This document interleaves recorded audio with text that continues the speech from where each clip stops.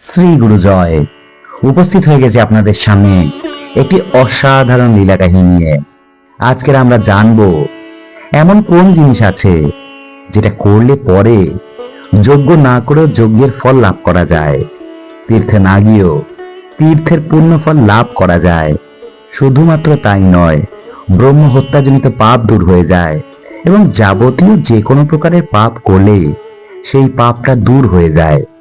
কি এমন জিনিস, কি এমন ব্রত আছে যেটা পালন করলে পরে আমরা সমস্ত প্রকার পাপ থেকে দূর হতে পারবো?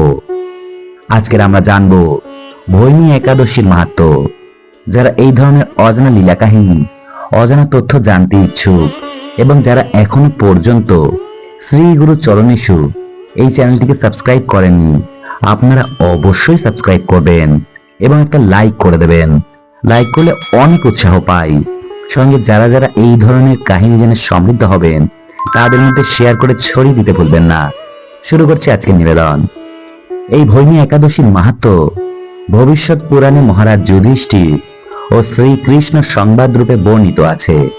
শ্রী গরুড় পুরাণে মাঘ মাসের শুক্ল পক্ষিয়া একাদশী তিথিকে ভৈমী একাদশী নামে অভিহিত করা হয়েছে।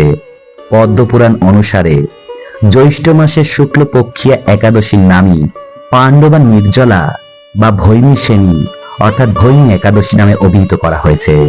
ভগবান শ্রীকৃষ্ণ বললেন, হে মহারাজ যুধিষ্ঠির, মাঘ মাসের শুক্লপক্ষের একাদশী জয়া নামে প্রসিদ্ধ।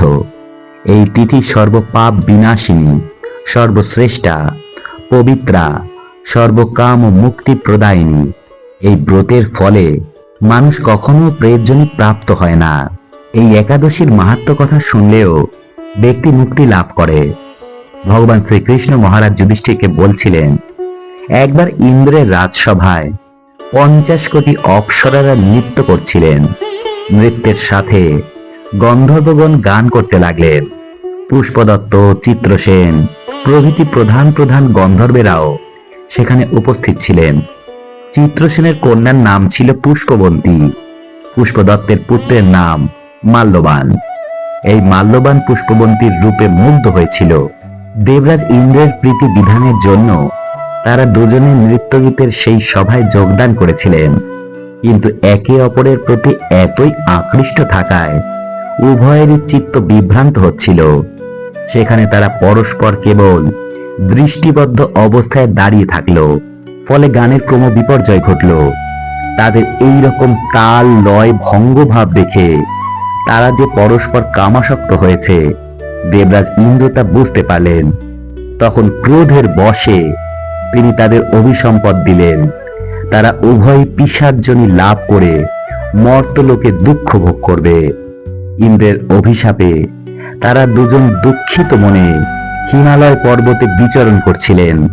পিশাচত্ব প্রাপ্ত হওয়ায় তারা অত্যন্ত দুঃখ ভোগ করতে লাগলেন। হিমালয় প্রচন্ড শীতে কাতর হয়ে নিজেদের পূর্ব পরিচয় বিস্মিত হয়ে তারা ভাবতে থাকলেন যে তারা কোনো পাপ না করেই এই শাস্তি ভোগ করছে, তাই আর কোনো পাপ তারা করবে না। তাদের পূর্বকৃত কোনো পুণ্যের কারণে সেই সময় মাঘী শুক্ল পক্ষিয়া জয়া অর্থাৎ ভৈমী একাদশী তিথি উপস্থিত হলো।